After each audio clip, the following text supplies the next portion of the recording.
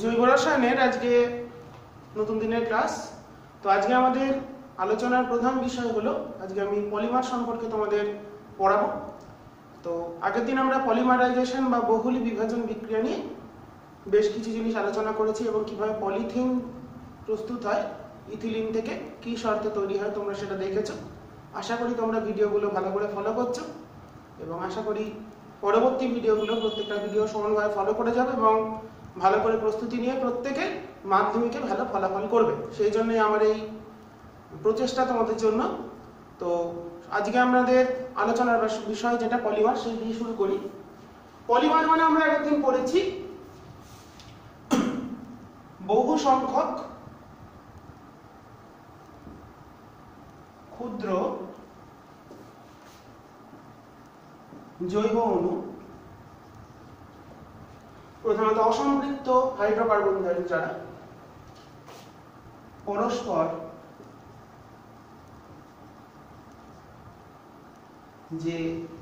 পরস্পর রাসায়নিক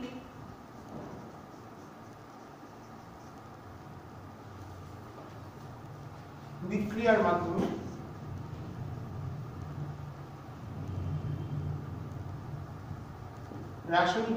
মাধ্যমে যুক্ত হয়ে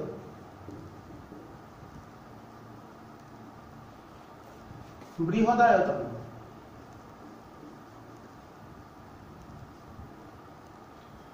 জৈব অণু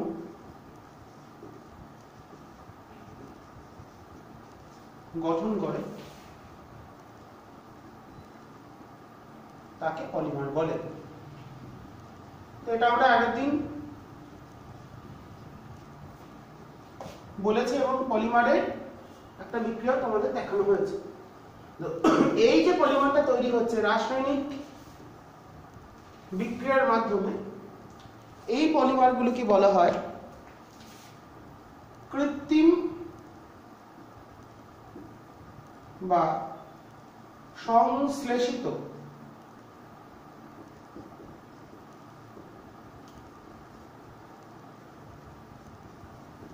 পলিমার। তাহলে কৃত্রিম বা সংশ্লেষিত পলিমার উদাহরণ হিসেবে আমরা বলতে পারি কয়েকটা প্রচলিত তোমাদের সিলেবাস অন্তর্ভুক্ত সংশ্লেষিত বা কৃত্রিম পলিমারের মধ্যে প্রথম হচ্ছে আমাদের পলিথিন বা পলিইথিলিন, বা যেটাকে আমরা বলছি পলিথিন,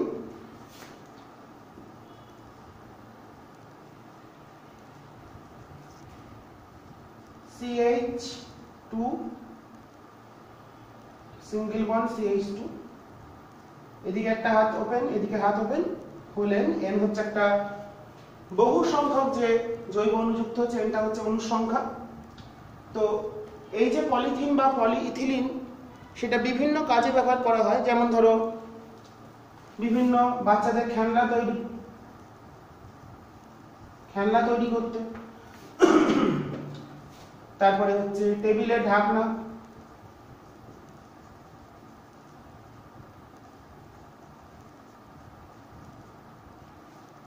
তারপরে বলতে পারি আমরা যে সিমেন্টের বস্তাগুলো হয়, সিমেন্ট সংরক্ষণের করার জন্য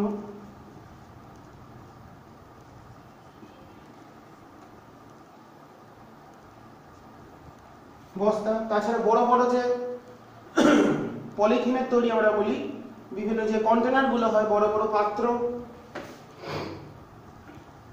বড় ড্রাম প্রভৃতি তৈরি করতে আমাদের এই পলিথিন বা পলিইথিলিন, এটা প্রথম উদাহরণ আমি দিলাম।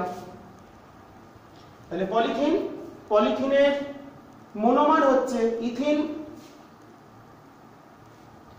এই যে আমি গোল করে দিচ্ছি, এটা হলো মনোমার, মানে যে একটা ক্ষুদ্র অণু যে তৈরি হচ্ছে, যে একটা জৈব অণু, তাকে বলা হচ্ছে মনোমার। এটা আমি আগের দিন বলেছি, আমি আরেকবার বলে দিলাম। এই মনোমার গুলো বহু সংখ্যক জুড়ে গিয়ে পলিমারে বহু সংখ্যক জুড়ে গিয়ে তৈরি হচ্ছে পলিমার। দেখা যাচ্ছে ঠিকঠাক?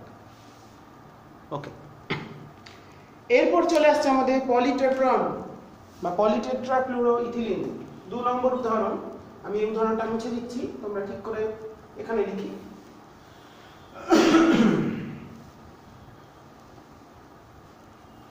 দু নম্বর উদাহরণের মধ্যে আসে পলিটেট্রাফ্লুরোইথিলিন বা নাম হচ্ছে PTFE, শর্ট ফর্ম পলিটেট্রাফ্লুরোইথিলিন। সংকেত কেমন? আমার n সংখ্যক, এখানে H গুলো F হয়ে যাবে, CF2 একটা হচ্ছে টেট্রাফ্লুরোইথিলিন, যদি হতো এটা হলো টেট্রাফ্লুরোইথিলিন। n সংখ্যক জুড়ে যাবে, মানে এর একটা হাত ওপেন হবে, এর একটা হাত ওপেন হবে, দিয়ে হোল n। তাহলে CF2 single bond CF2 whole n, nটা হচ্ছে বৃহৎ সংখ্যক আমাদের একটা জৈব অণুর সংখ্যা হলো n। এটা কি কাজে লাগে? এটা ফ্রাইং প্যান প্রস্তুত করতে ব্যবহার করা হয় প্রধানত। ফ্রাইং প্যান প্রস্তুতি তোমাদের বইতে ব্যবহারগুলো অবশ্যই পড়বে, শর্ট কোশ্চেন হিসাবে মাধ্যমিকে খুব আসে বিভিন্ন পলিমারের ব্যবহার। তাহলে এর ক্ষেত্রে মনোমারটা কি?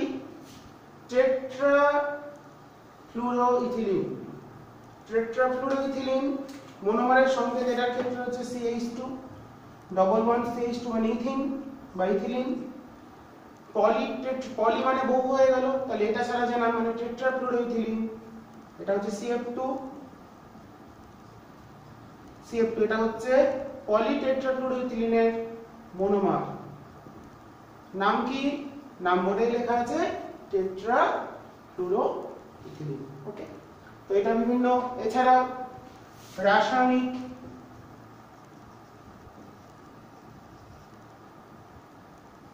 আমাদের বিকারক হিসাবে প্রধানত ফ্রাইং প্যান প্রস্তুত করতে এবং রাসায়নিক শিল্পে এবং রাসায়নিক বিকারক হিসাবে এটা ব্যবহার করা হয়। এরপর চলে আসছে আমাদের পরবর্তী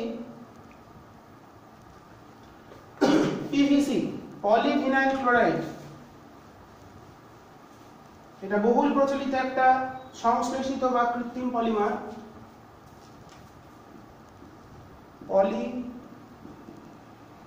পলিভিনাইল ক্লোরাইড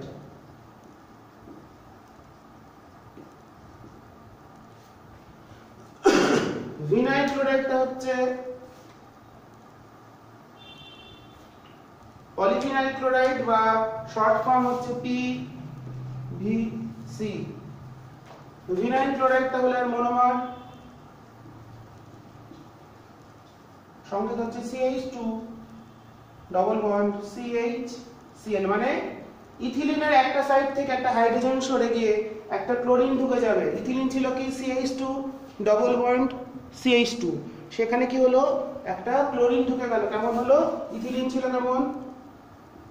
ইথিলিন এরকম ছিল, এটা ছিল ইথিলিন বা ইথিন।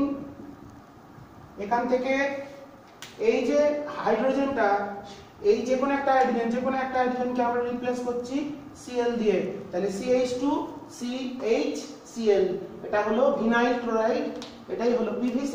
তাহলে PVC এর সঙ্গে কি হবে? এই হাত একটা খুলে গিয়ে একই রকম ভাবে কার্বন C, একটা হাত ওখানে থাকলো, CHCl থাকলো, এদিকে থাকলো হোল N, মানে এটাকে এই সাইডেও দিতে পারতাম আমি, ওই কার্বনটা যেহেতু বন্ধনী তাই ওটাকে আমি নিচে দেখালাম। কিংবা তোমরা এরকম দেখাতে পারো CH2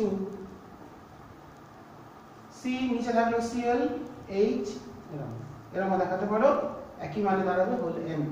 এটা একটা বৃহৎ সংখ্যা যা জৈব অণুর সংখ্যাকে বহু সংখ্যক যেটাকে বলেছি।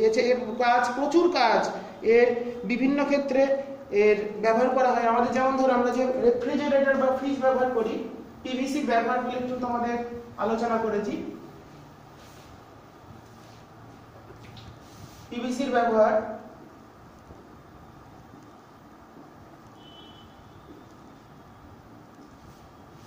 রেফ্রিজারেটর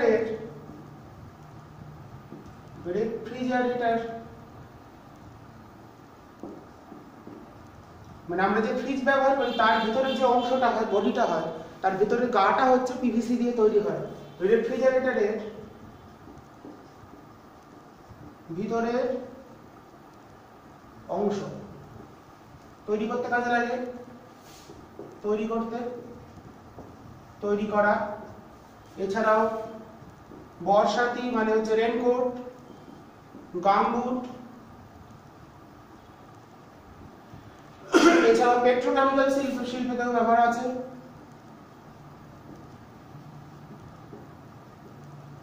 পেট্রোকেমিক্যাল শিল্পে প্রচুর পরিমাণে ব্যবহার করা হয় বর্ষাতি, গামবুট, ঠিক আছে। এছাড়াও আমাদের বিভিন্ন বৈদ্যুতিক যন্ত্রপাতি তৈরি করতেও, এছাড়াও বলতে পারি আমরা ধর আমাদের যে পাইপগুলো হয়, জলের পাইপ বা hose pipe,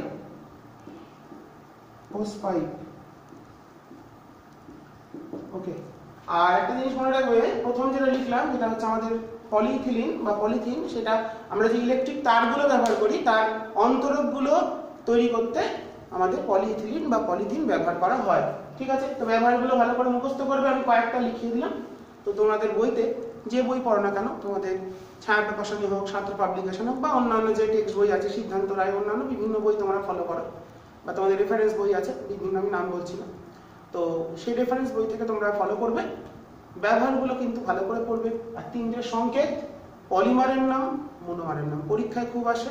PVC, polymer, PVC সংকেত লেখো, এর মনোমার কি, এর ব্যবহার লেখো, কিংবা স্তম্ভ মেলানোর ক্ষেত্রেও আমাদের এই ব্যবহারগুলো উল্লেখ করতে দেয়। তো তোমাদের কাজ ভালো করে আমি যে পয়েন্টগুলো লিখে দিলাম তার সঙ্গে অ্যাড করে নেবে। তোমাদের বইতেও যে বই পড়ো না কেন, টেক্সট বইটা ভালো করে পড়বে। আমি বারবার বলছি, রেফারেন্স থেকেও টেক্সট বইটাকে ভালো করে পড়া দরকার, তাহলেই হয়। মাধ্যমিকে এমন কিছু কোশ্চেন আসে না যা তোমাদের টেক্সট বই, তোমাদের যে স্কুলে যে টেক্সট বই আছে সেইটা কিন্তু ভালো করে ফলো করবে প্রত্যেকে। আর আমি যেগুলো লিখিয়ে দিচ্ছি সেগুলো তো দেখতেই হবে, সেই জন্য লিখিয়ে দেওয়ার গুরুত্বপূর্ণ জায়গাগুলো আমি আলোচনা করছি। আমি এই চ্যাপ্টার শেষ হয়ে গেলে আমি এই চ্যাপ্টারের কোশ্চেন নিয়ে একটা ভিডিও তৈরি করব, কি ধরনের প্রশ্ন হয় সেগুলো নিয়ে তোমাদের একটা ভিডিও তৈরি করব, যতদূর পারা যায় সেটা আমি করব, চেষ্টা করব। তোমরা ভালো করে ভিডিওগুলো দেখে যাও। অবশ্যই ভালো লাগছে কিনা সেটা জানাবে, আমি সবসময় বলি তোমরা জানাও সেটা, প্রত্যেকে আবার জানাবে, প্রত্যেকে কমেন্ট করবে, কোনো জায়গায় বুঝতে না পারলে কমেন্ট করবে, সেটা আমি নিশ্চয়ই কমেন্টের মাধ্যমে তোমাদের জানিয়ে দেওয়ার চেষ্টা করব, ঠিক আছে। তাহলে এই হলো আমাদের সংশ্লেষিত বা কৃত্রিম পলিমারের কয়েকটা উদাহরণ। জাস্ট আমরা শুরু করেছি আজকে আমাদের আলোচনা। তো আমাদের আলোচনার প্রথম অংশ এখানে শেষ হলো। এরপরে আমরা চলে যাব পলিমারের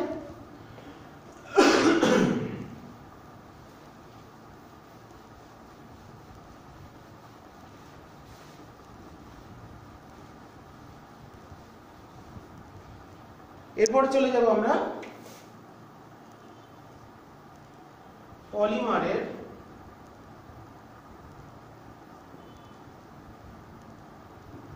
প্রকারভেদ।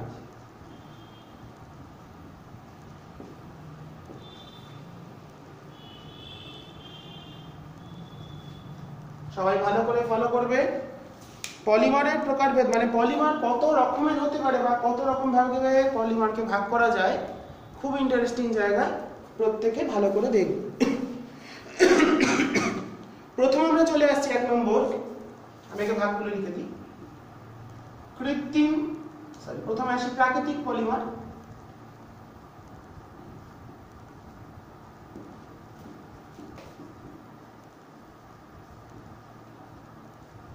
প্রাকৃতিক পলিমার মানে যেগুলো প্রকৃতি নিজে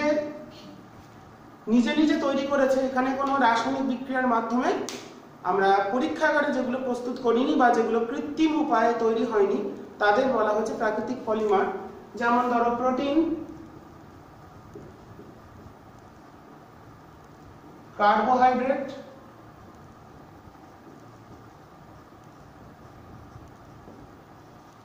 ঠিক আছে, প্রোটিন, কার্বোহাইড্রেট এগুলো প্রত্যেকেই, এছাড়াও কাঠ জাতীয় পদার্থ মানে কাঠের ভিতর প্রধান উপাদান হচ্ছে সেলুলোজ, এগুলো প্রত্যেকটাই হচ্ছে প্রাকৃতিক পলিমার বা প্রকৃতি নিজের খেয়ালে তৈরি করেছে প্রোটিন মনে হচ্ছে, দিস ইজ নট প্রোটিন, এটা প্রোটিন। প্রোটিন, কার্বোহাইড্রেট, সেলুলোজ এরা প্রত্যেকেই হচ্ছে কিন্তু একটা পলিমার। এরা প্রকৃতির উপায়, প্রাকৃতিক উপায়ে সৃষ্টি, কৃত্রিম উপায়ে নয়, সেই জন্য এদের নাম দিলাম প্রাকৃতিক পলিমার। 2 নম্বর চলে আসছে, এক্ষুনি বললাম কৃত্রিম পলিমার বা সংশ্লেষিত পলিমার।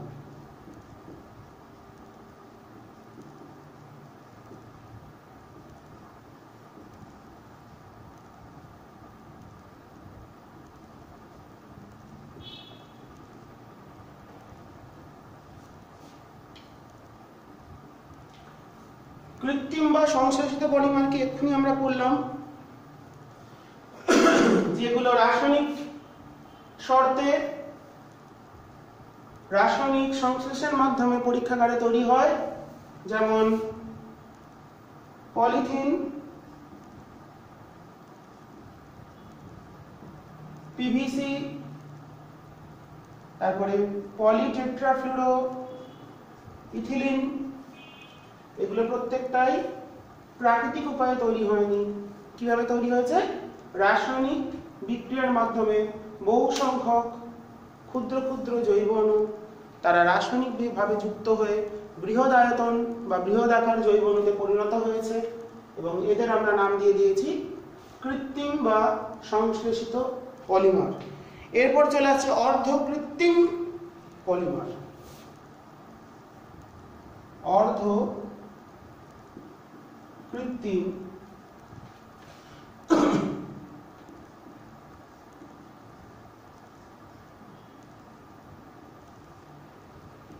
পলিমার মানে এরা পুরোপুরি কৃত্রিম পলিমার নয়। যেগুলো, ভালো করে শুনে নেবো, যেগুলো প্রাকৃতিক পলিমার আছে এদের সঙ্গে কিছু কিছু রাসায়নিক পদার্থ যুক্ত করে এক ধরনের পলিমার তৈরি করা হয়।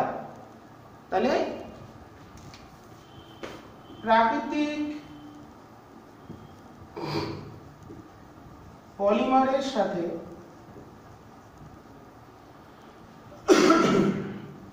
পলিমারের সাথে রাসায়নিক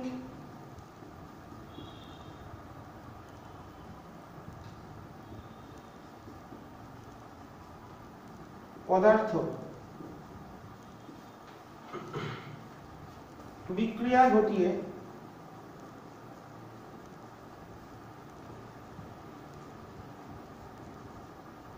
যে পলিমার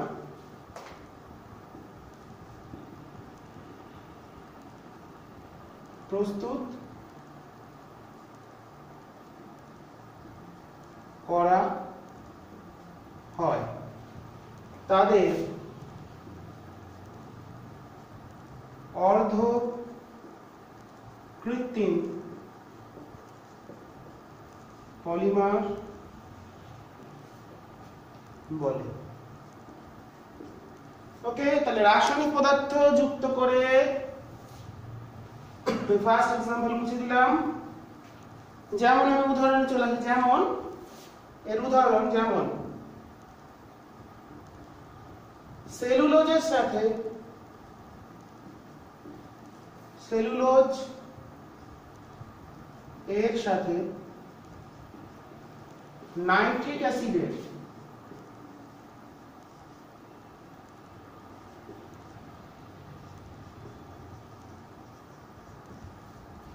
বিক্রিয়া ঘটিয়ে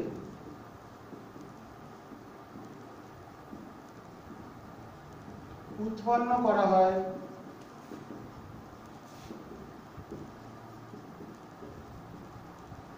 নাইট্রোসেলুলোজ।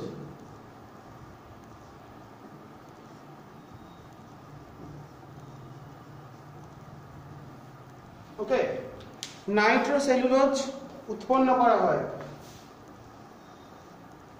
তো নাইট্রোসেলুলোজ একটি অর্ধকৃত্রিম পলিমারের উদাহরণ হিসাবে আমরা বলতে পারি নাইট্রোসেলুলোজকে।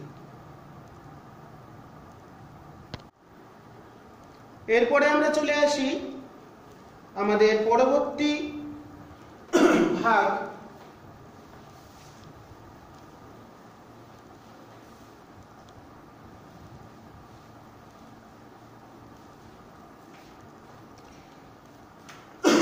4 নম্বর থার্মো প্লাস্টিক পলিমার মানে কি জিনিস? প্লাস্টিসিটি বলে একটা ধর্ম হয়, যেমন তোমরা ক্লাস 9 এ পড়েছিলে ইলাস্টিসিটি বা স্থিতিস্থাপকতা। প্লাস্টিসিটি মানেও কোন একটা বস্তুর এমন একটা ধর্ম যাকে বল প্রয়োগ করলে তার আকার আকৃতি যেমন খুশি করে দেওয়া যায়। যেমন ধরো একতাল ময়দাকে যদি আমরা একটু গর্ত করে দিই, আমি এটা এক্সাম্পল হিসেবে খুব ইউজ করে থাকি, গর্ত করে দিলে সেটা গর্তই হয়ে যাবে, তার মধ্যে ইলাস্টিক প্রপার্টি নেই, সে আগের অবস্থায় ফিরে আসতে পারবে না। ঠিক কিছু কিছু পলিমার আছে যারা থার্মোপ্লাস্টিক। থার্মিস তাপ, প্লাস্টিসিটি মানে যেমন খুশি আকার দাও। তার মানে কিছু কিছু পলিমার আছে যাদের তাপের প্রভাবে উত্তপ্ত করলে তারা গলে যাবে, গলে গিয়ে আমরা আমাদের খুশি মতন যেমন খুশি তাকে আকার আকৃতি দিতে পারবো, এবং এই প্রক্রিয়াটা রিপিটেডলি বারবার করা যাবে। সেই জন্য এই যে পলিমারগুলো রিসাইক্লিং করা যায়, ঠিক আছে? রিসাইক্লিং মানে পুনর্ব্যবহারযোগ্য, বারবার করা যায় এবং এগুলো পরিবেশ দূষণ থেকেও রক্ষা করা যায়। তো থার্মোপ্লাস্টিক পলিমার কি? কিছু কিছু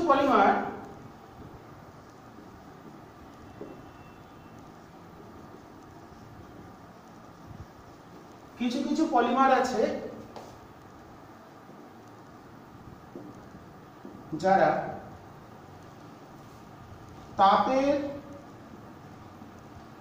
প্রভাবে গলে যায় এবং গলন্ত অবস্থায় বা গলে যাওয়া অবস্থায় এদের প্রয়োজন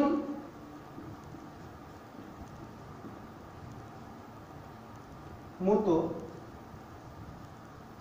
আকার আকৃতি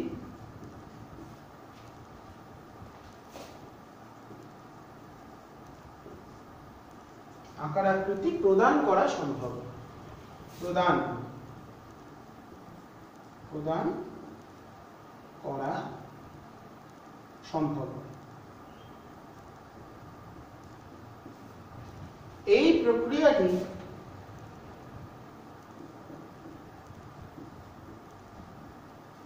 প্রক্রিয়াটি বারবার ঘটানো সম্ভব।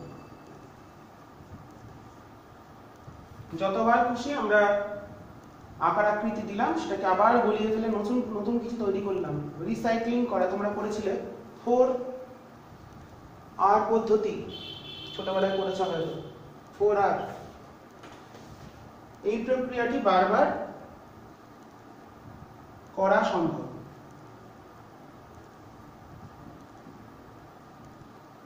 এই পলিমারগুলোর বৈশিষ্ট্য কি? এই থার্মোপ্লাস্টিক পলিমারগুলি এরা জল রোধী মানে জলকে আটকাতে পারে এবং তড়িতের কুপরিবাহী।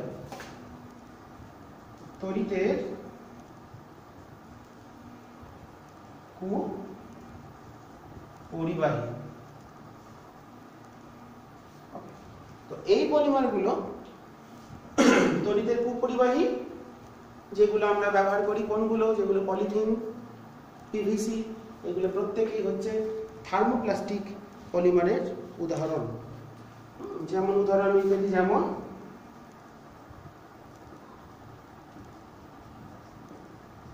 পলিথিন, পিভিসি, তাহলে এরা হচ্ছে থার্মোপ্লাস্টিক পলিমার। তাহলে আমরা কি করতে পারি? তো আমরা জানি এগুলো কৃত্রিম পলিমার, এখন আমাদের অনেক ভাগ আছে, সেখানে আসবো। আমরা জানি এরা জৈব অভঙ্গুর পলিমার, মানে কাকে বলে আসবো, বা নন ডিগ্রেডেবল। তো এই পলিমারগুলো কি আমরা বারবার এদের পলিমারগুলোকে, থার্মোপ্লাস্টিক পলিমারগুলোকে রিসাইক্লিং করতে পারি, এবং যার ফলে এগুলো নষ্ট জল ধরো আমাদের মাটিতে মিশে মাটিটাকে দূষণ করে না, তারপরে মাটির যে উর্বরতা কমিয়ে দেয় না।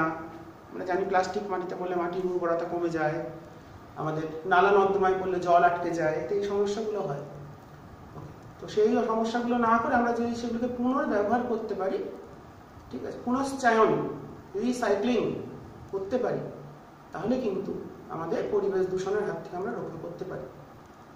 এছাড়াও পলিমারগুলো প্রস্তুত করতে পেট্রোলিয়াম প্রয়োজন হয়। তো আমরা যদি ওগুলোকে রিসাইক্লিং বা বারবার ব্যবহার করতে পারি, তাহলে আমাদের পেট্রোলিয়াম বা যেটাকে আমরা প্রাকৃতিক জ্বালানি বলি সেটাকেও বাঁচানো যাবে। তো এটা একটা উপায়, আমি সেই জায়গাগুলো আবার এখন আসবো। তো আমরা এখন আপাতত বেসিক আইডিয়াটা তৈরি করছি। তো এরপর চলে আসে থার্মোসেটিং পলিমার।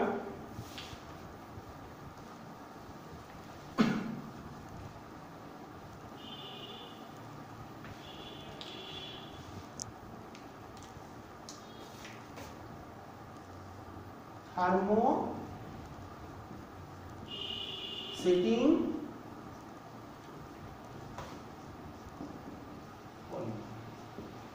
এই যে পলিমারগুলো কি ঘটনা, এই পলিমারগুলো তাপের প্রভাবে গলেও যাবে, যেমন খুশি আকার আকৃতি দিয়েও দিলাম, কিন্তু একবার যদি কঠিন হয়ে যায় তাকে আর কখনোই পুনরায় গলিয়ে ফেলে নতুন আকার আকৃতি দেওয়া যাবে না। পার্থক্যটা আশা করি বোঝা গেছে।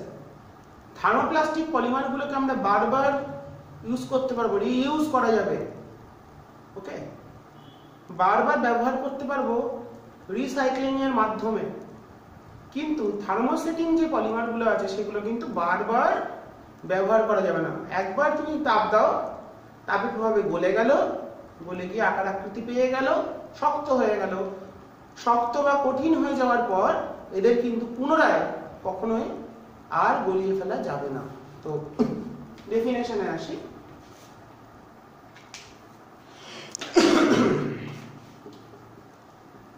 কিছু কিছু পলিমার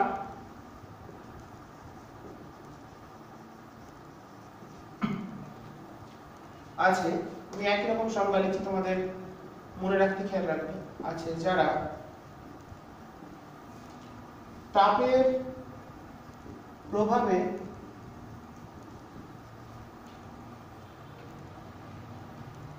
গলে যাওয়ার পর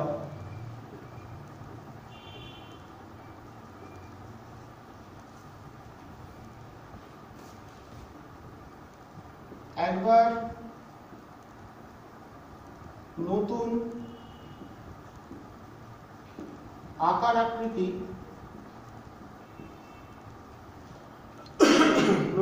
আকৃতি পেয়ে কঠিনে পরিণত হয়ে গেলে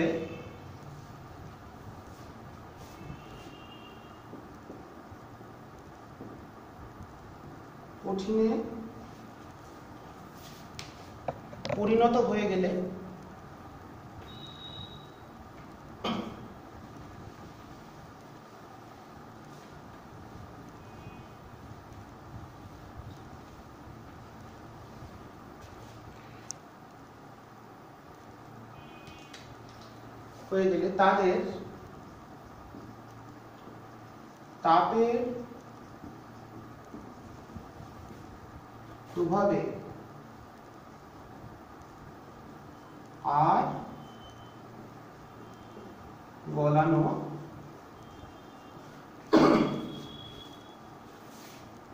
সম্ভব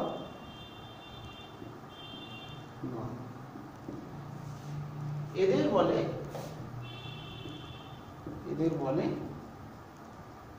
থার্মোসেটিং পলিমার।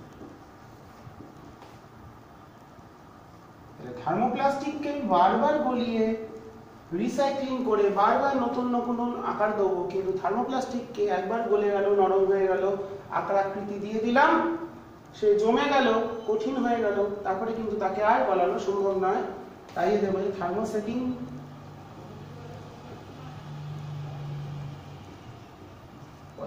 ওকে, যেমন ধরো আমরা বলতে পারি এবনাইট, বেকেলাইট। উদাহরণ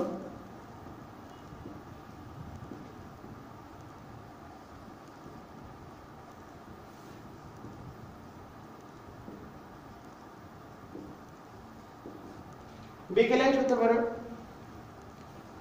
তারপরে ধরে পলি ইথিলিন টেট্রাক্লোরাইড,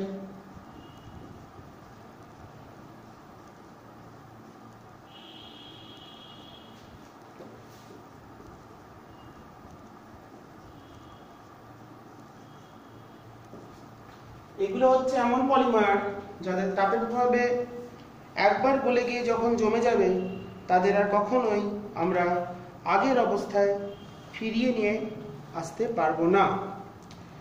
এরপর আমরা চলে যাব আমাদের 6 নম্বর ভাগ। এটা মুছেই দিই, তোমরা ঠিক করে লিখে নেবে, একটু সময় ওয়েট করে নি। তোমরা লিখে নেবে, আশা করি থার্মোপ্লাস্টিক আর থার্মোসেটিং পলিমারের মধ্যে পার্থক্য বুঝতে পেরেছো। তো ভালো করে লিখে সুন্দর করে পড়ে নেবে, উদাহরণ মনে রাখবে দুটো করে, তাহলেই হবে।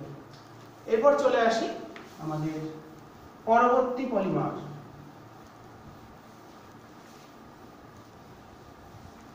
সবচেয়ে গুরুত্বপূর্ণ এবং মাধ্যমিকের জন্য জৈব ভঙ্গুর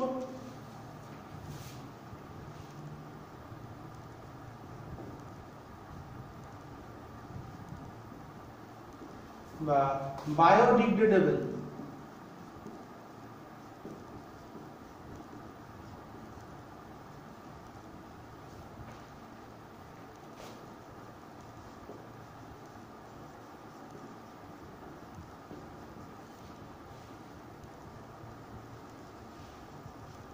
খুব ইম্পর্টেন্ট, আমাদের ভালো করে পড়তে হবে। তো এইগুলো কেমন পলিমার, স্টার মেরে দিলাম। এগুলো কিছু কিছু পলিমার হয় যেগুলো পরিবেশের ছত্রাক ব্যাকটেরিয়া দ্বারা, এই উৎসেচকগুলি দ্বারা ভেঙে গিয়ে বা বিশ্লিষ্ট হয়ে গিয়ে পরিবেশের সঙ্গে বা মাটির সঙ্গে মিশে যেতে পারে, এবং যেগুলো পরিবেশ বান্ধব। ঠিক আছে, পরিবেশের যে আমাদের ছত্রাক ব্যাকটেরিয়া বিভিন্ন উৎসেচকগুলি আছে তার সঙ্গে বিক্রিয়ার ফলে বিনষ্ট হয়ে যায় এবং মিশে যায়। যে সকল পলিমার, যেগুলো প্রধানত প্রাকৃতিক পলিমার, এছাড়া কৃত্রিম পলিমারও আছে কিছু, সেগুলো লিখে দেবো। যে সকল পলিমার পরিবেশের ছত্রাক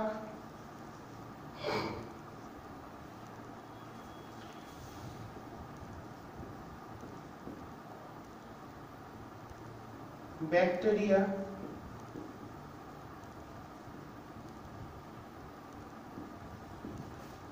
উৎসেচকগুলির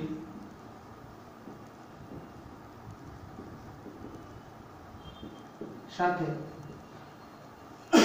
বা উৎসেচকগুলির মাধ্যমে বলতে পারি আমরা বিক্রিয়ায়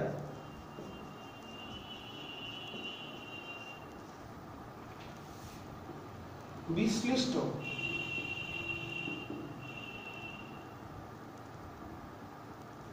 হয়ে যায়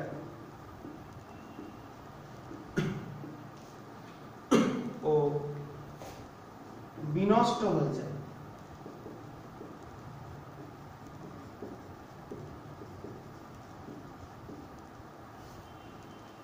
তাদের বলা হয়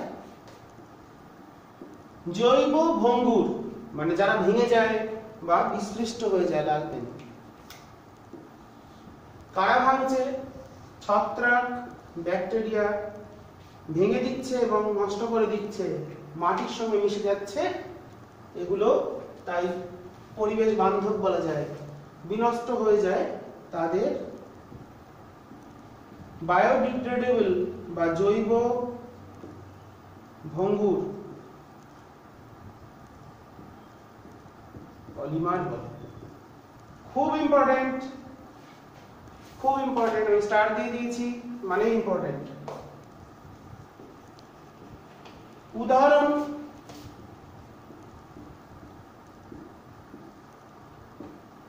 প্রাকৃতিক পলিমারের মধ্যে প্রাকৃতিক পলিমার মানে প্রোটিন,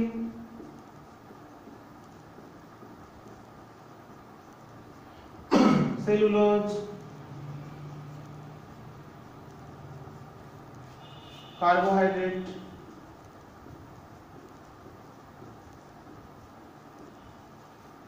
আর কৃত্রিমের মধ্যে কৃত্রিম পলিমারের মধ্যে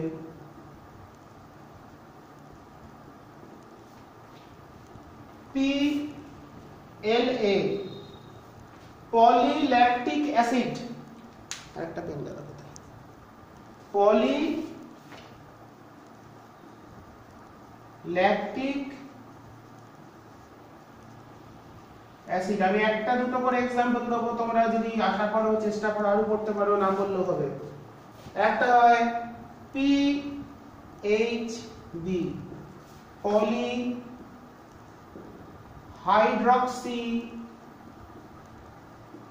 হাইড্রক্সি বিউটারেট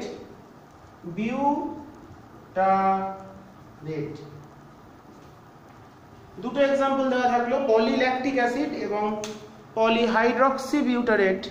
এরা জৈব ভঙ্গুর পলিমার, এরা কৃত্রিম পলিমার হলেও এরা ছত্রাক ব্যাকটেরিয়া দ্বারা, এছাড়া অনেক কিছু হয়, ফসফোগ্লিসারিক অ্যাসিড হয়, অনেক কিছু হয়। তো তোমরা সেগুলো দেখতে পারো তোমাদের বইতে থাকলে। তোমরা দুটো एग्जांपल মনে রাখবে, এগুলো পরীক্ষায় আসে। জৈব ভঙ্গুর কৃত্রিম পলিমারের নাম বলতে বলে, তো এগুলো মনে রাখতে হবে, দুটো মনে রাখবে। এরপর আমরা চলে আসবো আমাদের 7 নম্বর, নন বায়োডিগ্রেডেবল বা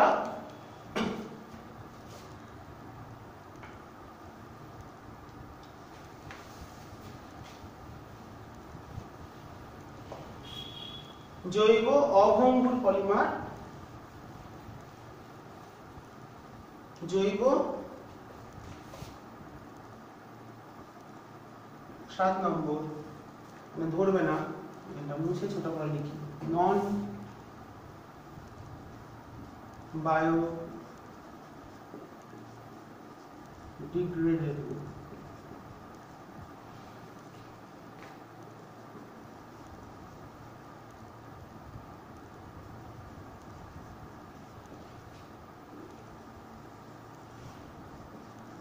যে সকল জৈব অভঙ্গুর, যারা ভাঙবে না, যে সকল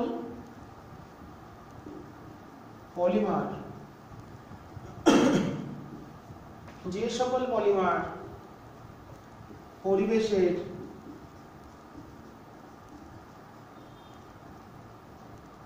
ছত্রাক ব্যাকটেরিয়া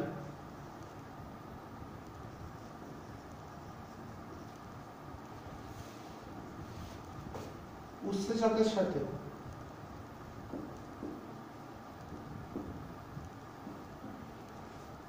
বিক্রিয়ায়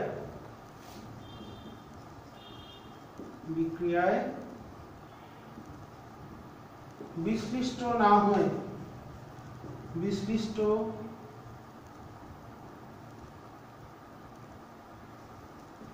হয় না ও বিনষ্ট হয় না।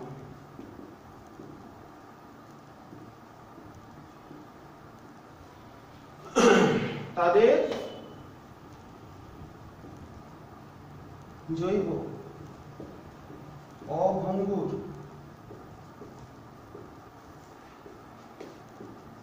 পলিমার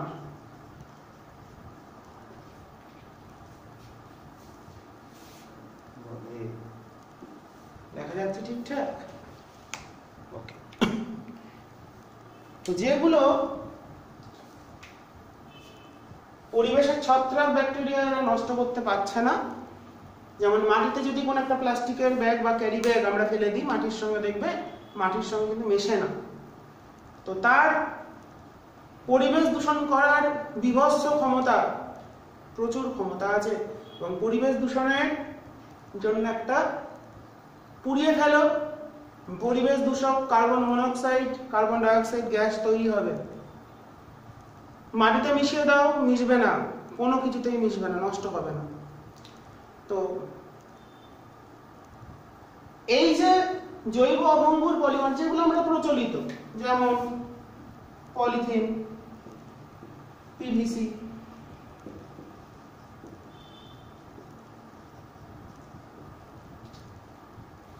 ওকে, তো এগুলো আমাদের জৈব অভঙ্গুর। তো কি উপায়, এরা কি হয়, এরা মাটিতে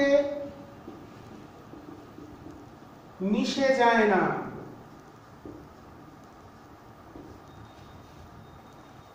মাটিতে মিশে যায় না, কমা মাটির উর্বরতা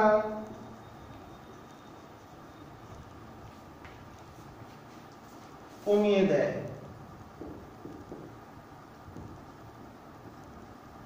অক্সিজেনের পরিমাণ কমিয়ে দেয়, মাটিতে যে নাইট্রিফাইং ডিনাইট্রিফাইং ব্যাকটেরিয়া গুলো আছে সেগুলো ক্ষমতা কমিয়ে দেয়, মাটির উর্বরতা কমিয়ে দেয়। 2 নম্বর, নালা নর্দমা, চলতি কথায় আমাদের যে জল নিকাশি ব্যবস্থা, জল নিকাশি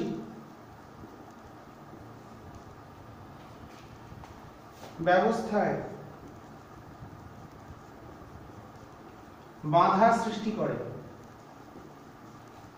বাধা সৃষ্টি করে। এগুলো পরিবেশ দূষণ কিভাবে করে সেই পয়েন্টগুলো আসছে, আমি সহজ করে লিখছি, তোমরা ভালো ভাষায় বই থেকে পেতে পারো। আর কি করে, আর একটা পয়েন্ট আমি বলে দিয়েছি, যদি আমরা 3 নম্বর এদের আগুনে পুড়িয়ে ফেললে বা পোড়ালে, এদের আগুনে পোড়ালে পরিবেশ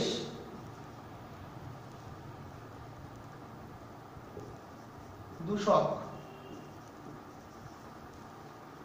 গ্যাসীয় পদার্থ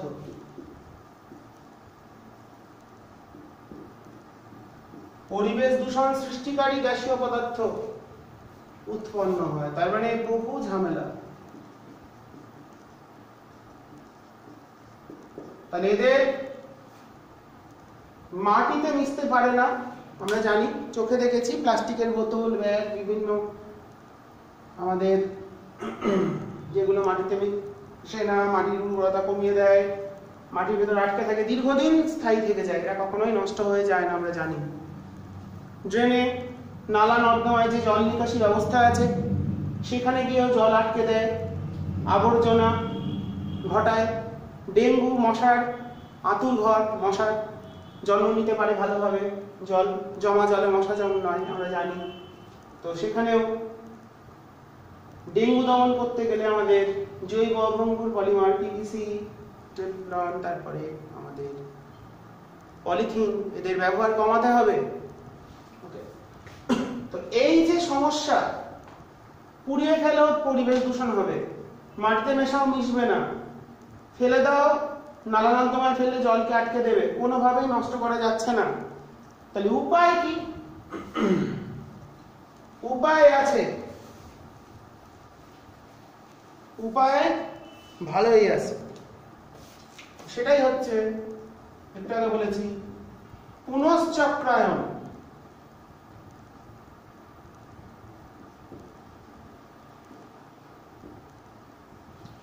পুনশ্চক্রায়নের মাধ্যমে আমরা, রিসাইক্লিং এর মাধ্যমে আমরা পুনর্ব্যবহারযোগ্য, পুনশ্চক্রায়ন মানে পুনর্ব্যবহার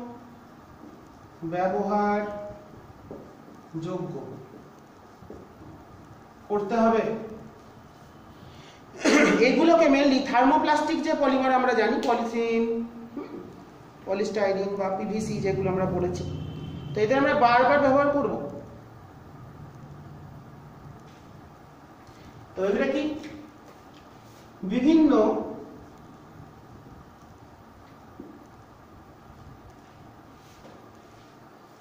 থার্মোপ্লাস্টিক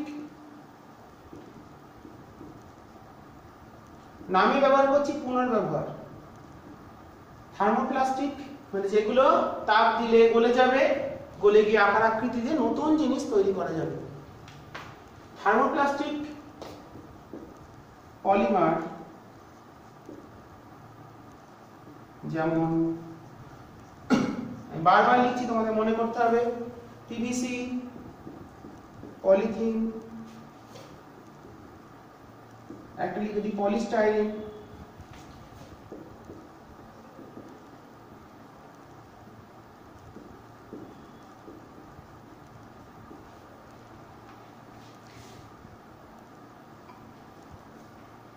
এই যে বিভিন্ন থার্মোপ্লাস্টিক পলিমার কি জানি, গুলিকে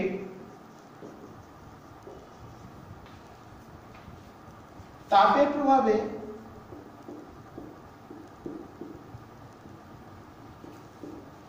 গলিয়ে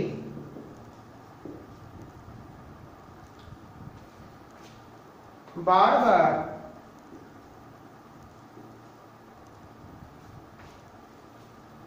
বিভিন্ন ব্যবহার যোগ্য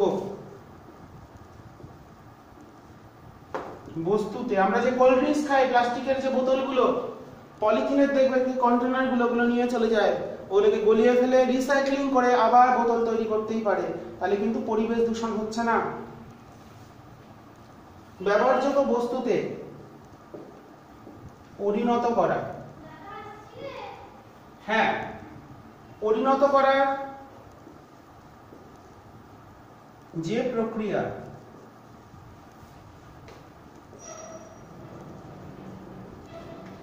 তাকেই বলা হয়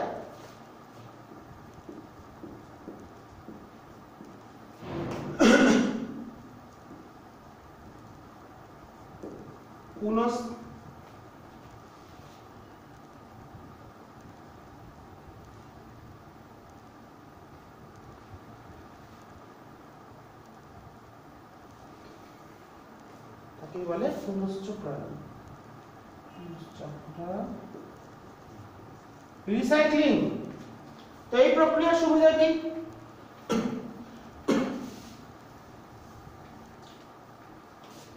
যেহেতু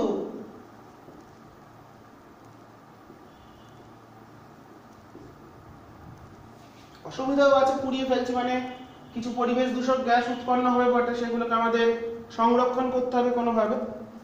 যেহেতু এই পলিমারগুলি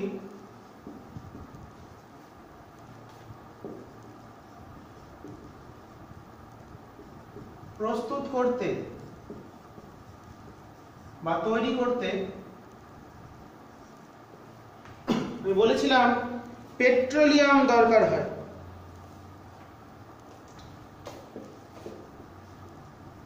একটু আগে বলেছি একবার, আমি আবার বলছি, পেট্রোলিয়াম দরকার হয়, কিন্তু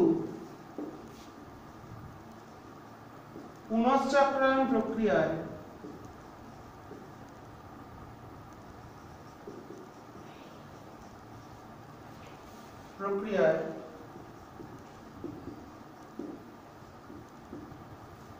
পেট্রোলিয়াম দরকার হয় না। তাহলে পেট্রোলিয়ামটা যেহেতু আমাদের প্রাকৃতিক জ্বালানি, প্রাকৃতিক পেট্রোলিয়াম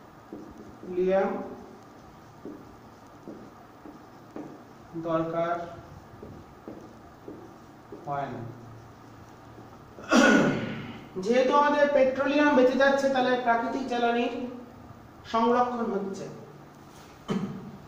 সুতরাং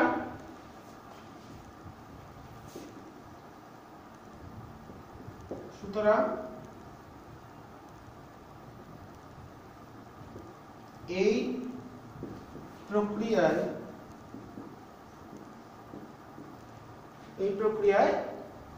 আমাদের পেট্রোলিয়াম বা প্রাকৃতিক জ্বালানি, খনিজ তেল, পেট্রোলিয়াম বা খনিজ তেল যাকে বলা হয়, খনিজ তেলের সংরক্ষণ ব্যবহার কমে যায়। আমরা যদি বারবার প্লাস্টিক বা পলিথিন তৈরি না করে সেগুলোকে রিসাইক্লিং করি বা পুনশ্চক্রায়ন প্রক্রিয়াকে কাজে লাগাই এবং সেগুলোকে বারবার সেগুলো ব্যবহার করি, সেই ক্ষেত্রে আমাদের প্রতিবার নতুন নতুন তৈরি না করে রিসাইক্লিং করি বা পুনশ্চক্রায়ন করি, তাহলে সেই ক্ষেত্রে কি হচ্ছে, আমাদের যে খনিজ সম্পদ বা খনিজ তেল সেটা বেশ কিছু পরিমাণ বেঁচে যায়, ফলে আমাদের জ্বালানিও সংরক্ষণ হচ্ছে সেটাও বলতে পারি। আবার এই প্রক্রিয়ার মাধ্যমে কোনো পরিবেশ দূষণ তত পরিমাণ হয় না। তো পরিবেশ দূষণও রক্ষা পাচ্ছে, যেগুলো আমাদের কি ছিল, আমাদের মাটির আমার উর্বরতা কমিয়ে দেওয়া, প্রাকৃতিক পুড়িয়ে ফেলার চেষ্টা করলে পরিবেশ দূষণকারী গ্যাস উৎপন্ন হওয়া, আর ছিল যে আমাদের জল নিকাশি ব্যবস্থাতে ক্ষতিগ্রস্ত হওয়া। এইগুলোর হাত থেকে রক্ষা করতে গেলে আমাকে রিসাইক্লিং করতে হবে, বারবার সেই আবর্জনাগুলোকে যেগুলো আমরা আর ব্যবহার করব না, ভাঙা প্লাস্টিক, বিভিন্ন বোতল, কিংবা ধরো কোনো চটি ছিঁড়ে গেছে ফেলে দিয়েছি, সেগুলোকে আমরা রিসাইক্লিং করছি। এখনকার দিনে এটা খুব একটা গুরুত্বপূর্ণ প্রক্রিয়া, যেটা পরিবেশ বিজ্ঞানের 4R প্রসেস নামে পরিচিত। 4R, ওকে, রিডিউস করা, রিসাইক্লিং করা, তারপরে রিইউজ করা, এরকম করে 4টে 4R পদ্ধতি বলা হয়। তো এইগুলোর মাধ্যমে আমরা পরিবেশকে বাঁচাতে পারি। এখন আমাদের এটাই উদ্দেশ্য। পরিবেশ দূষণ, যদিও এখন পরিবেশ দূষণের হার অনেকটা কমে গেছে করোনা আবহে, আমরা জানি সেটা, কারণ আমাদের এখন জ্বালানি, গাড়ি ঘোড়ার সংখ্যা কম, মানুষজন রাস্তায় বেরোচ্ছে কম, সেখান থেকে পরিবেশ, কিন্তু এটা তো চলতে থাকবে না। তাও আমাদের মনে রাখতে হবে আমাদের রিসাইক্লিং বা পুনশ্চক্রায়ন প্রক্রিয়া খুবই গুরুত্বপূর্ণ আমাদের এই পরিবেশকে বাঁচানোর ক্ষেত্রে। তো এরপর চলে আসছি আমরা আর কিভাবে বাঁচাতে পারি। তাহলে একটা হলো জৈব অভঙ্গুর পলিমারের হাত থেকে রক্ষা পেতে গেলে রিসাইক্লিং করতে হবে, পুনশ্চক্রায়ন করতে হবে, বারবার ব্যবহার করতে হবে। থার্মোসেটিং পলিমারকে হবে না, থার্মোপ্লাস্টিক পলিমারগুলোকে হবে। তো একটা করতে পারি, ব্যবহার করতে হবে পাট, কাগজ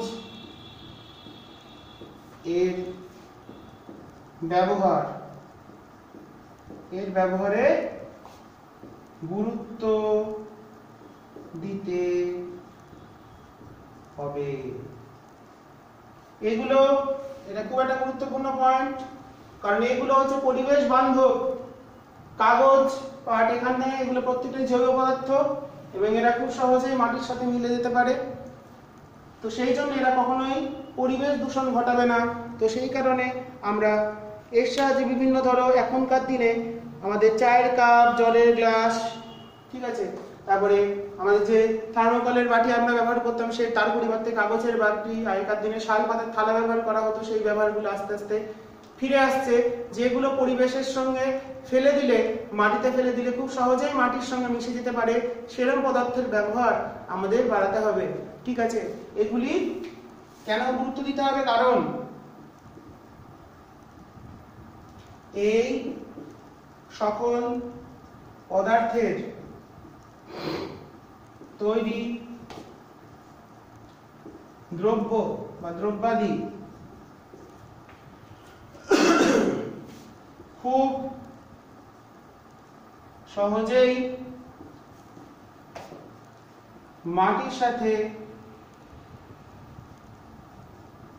মাটিতে মিশে যেতে পারে। আর ফেলে দিলাম একটা থার্মোকলের বাটি, ফেলে দিলাম, সে কখনোই নষ্ট হবে না। কিন্তু পাটের তৈরি ধরো ব্যাগ, কাগজ তৈরি কিছু, কিংবা কাগজের তৈরি থালা, প্লেট, বা আগেকার দিনে আমাদের শাল পাতার যে থালা ব্যবহার করা হলো, বাটি ব্যবহার করা হতো, এখন মাটির হাঁড়ি ব্যবহার করা হচ্ছে বিভিন্ন মিষ্টির দোকানে, সেগুলো আমরা জানি। আমাদের প্লাস্টিকের পরিবর্তে এখনো অনেক জায়গায় সচেতনতা যে বিষয়টা আসেনি সেটা আমরা জানি, তার জন্য অনেকে ব্যবহার করছে। তাও তোমাদের সবাইকে সচেতন হতে হবে এবং মাটিতে খুব সহজেই মিশে যায়, তাই পরিবেশ দূষক নয় বা পরিবেশ বান্ধব। এরা পরিবেশ বান্ধব, এরা পরিবেশ দূষণ ঘটায় না, এরা খুব সহজেই আমার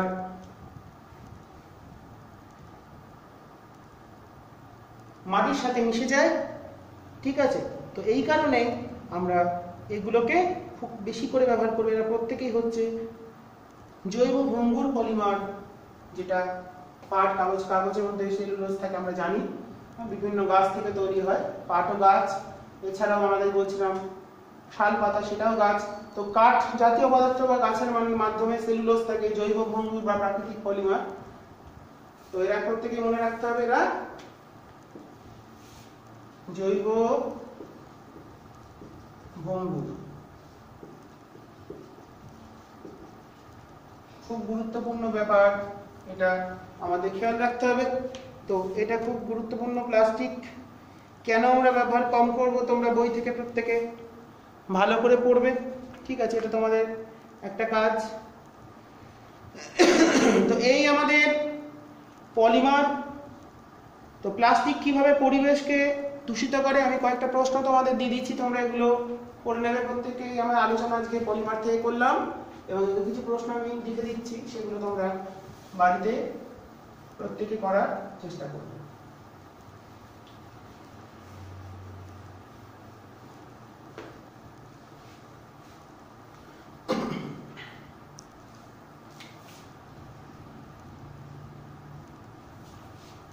প্লাস্টিক কিভাবে পরিবেশকে দূষিত করে?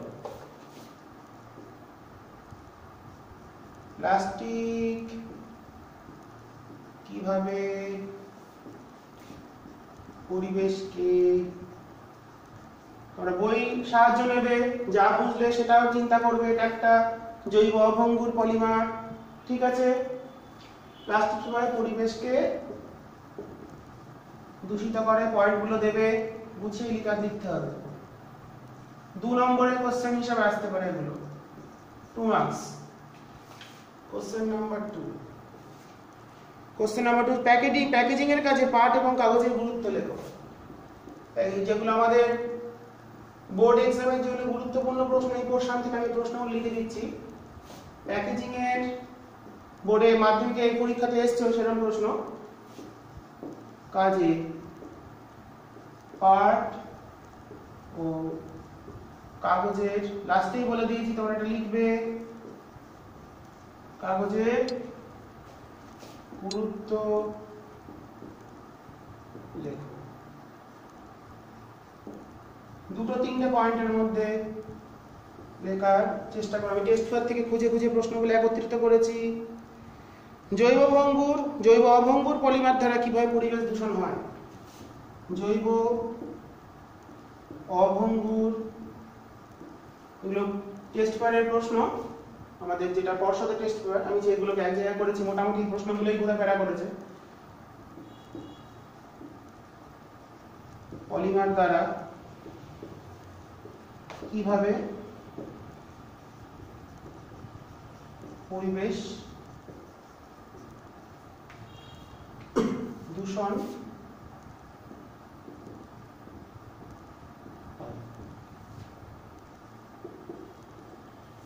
তারপরে পুনশ্চক্রায়ন পদ্ধতিতে থার্মোপ্লাস্টিক পলিমারের ভূমিকা কি? পুনশ্চক্রায়ন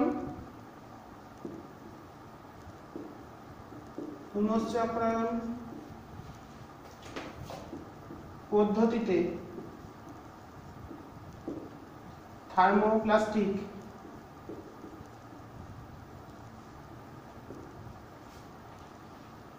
পলিমারের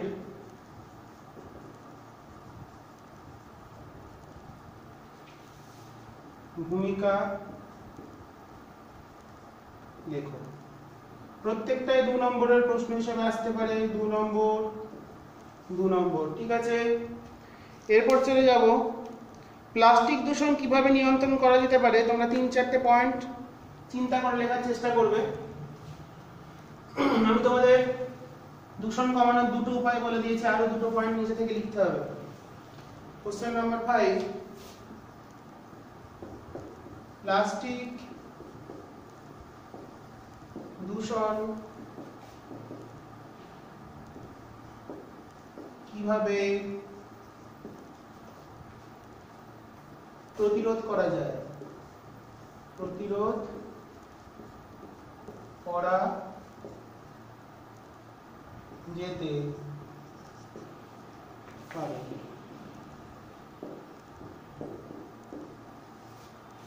কোশ্চেন নাম্বার 6,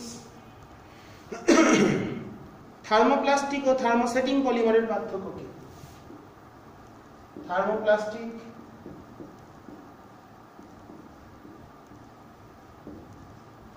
ও থার্মোসেটিং, ছোট প্রশ্নগুলো আমি লিখলাম না, যা বলে দিয়েছি ওর বাইরে কোনো প্রশ্ন আসবে না, ভালো করে পড়লে এর মধ্যেই সব। পলিমারের পার্থক্য লেখো। এর মধ্যে কোনটি বেশি পরিবেশ বান্ধব? এদের মধ্যে দুজনেই কিন্তু পরিবেশ দূষণ করে, তাও এর মধ্যে একজনকে আমরা পরিবেশ বান্ধব হিসাবে বলতেই পারি। তো সেটা কোনটা হবে সেটা তোমাদের চিন্তা করে লিখতে হবে। এছাড়াও এটা হলো 7, ঠিক লিখলাম, মুছে দিন না।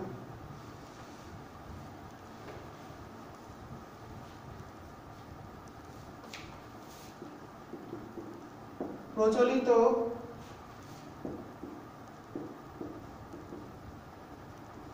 তিনটি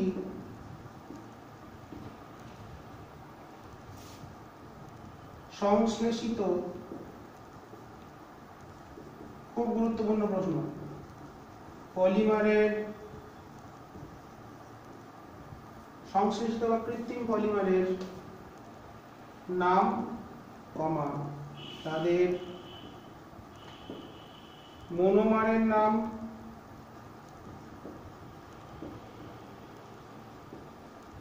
কমা প্রত্যেকের সংকেত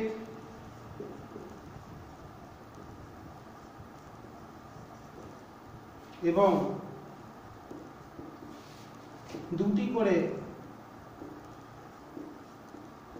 ব্যবহার।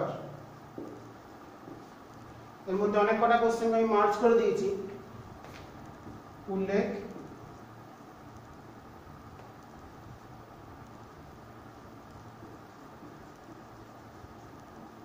করো। ঠিক আছে, এটা খুব একটা ইম্পর্টেন্ট। আমাদের গুরুত্বপূর্ণ প্রশ্নগুলো আমি আজকে বলে দিয়েছি। এছাড়াও পলিমারাইজেশন বিক্রিয়া কি আমি আর প্রশ্নটা লিখলাম না। তো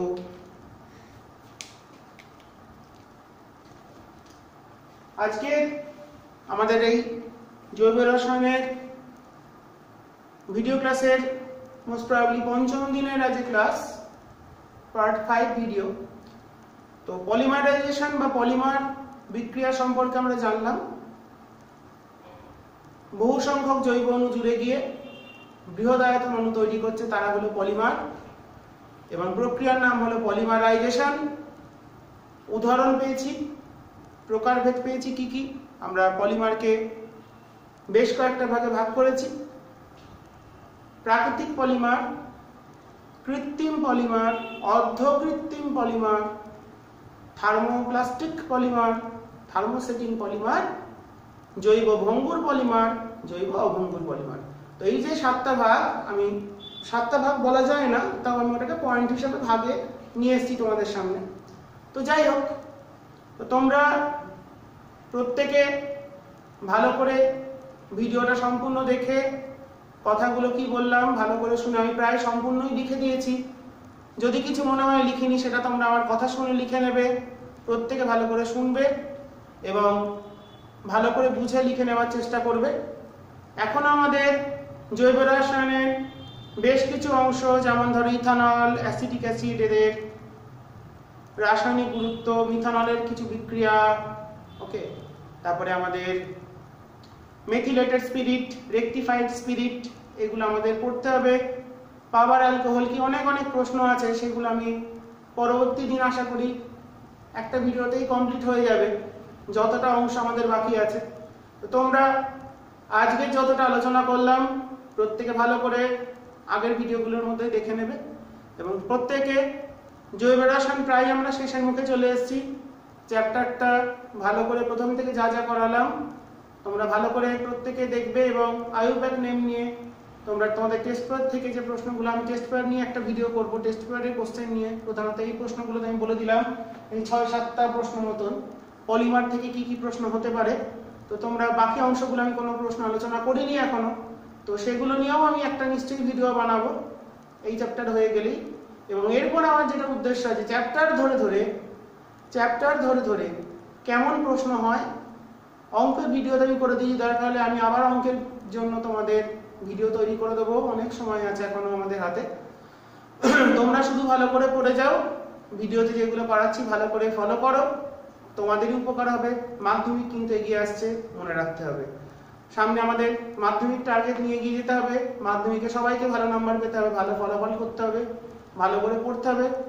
এখন অনেক সময় আছে, স্কুলে যেতে হচ্ছে না, বাড়িতেই আছো, যেগুলো করাচ্ছি ভালো করে লিখে সুন্দর করে পড়ে বারবার লিখে প্র্যাকটিস করে, বাড়িতে বারবার পড়বে, বারবার লিখবে, তাহলেই হবে। এটা খুব গুরুত্বপূর্ণ জায়গা, ঠিক আছে? লেখাটা খুব দরকার প্রত্যেকের, যত লিখবে তত তোমাদের কনফিডেন্স বাড়বে। প্রত্যেকেই পারবে, কেউ পারে না তা নয়, ইচ্ছেটা দরকার, প্রত্যেকের ইচ্ছে দরকার। যদি তোমরা তোমাদের মধ্যে ইচ্ছে জাগাতে পারো না আমাকে মাধ্যমিকে ভালো ফলাফল করতেই হবে, তাহলে কিচ্ছু না, শুধু প্র্যাকটিস করে দাও, আর কিচ্ছু করতে হবে না। শুধু লেখা প্র্যাকটিস করো, দেখে দেখে লেখো, মনে করো, ড্রিল করো, মনের মধ্যে জিনিসটাকে মনে করার চেষ্টা করো। স্যার এরপর কি বলেছিলেন, এরপর কোন টপিকটা আমরা পড়েছিলাম, এই টপিকে কি কি ছিল সেগুলো নিয়ে, ঠিক আছে? তো তোমাদের কাজ যেমন এগোচ্ছি তোমরাও এগিয়ে চলো, ভালো করে সবাই পড়ো, এই বলেই আজকের ভিডিও শেষ করছি। সবাই ভালো থেকো এবং ভালো করে পড়াশোনা করো।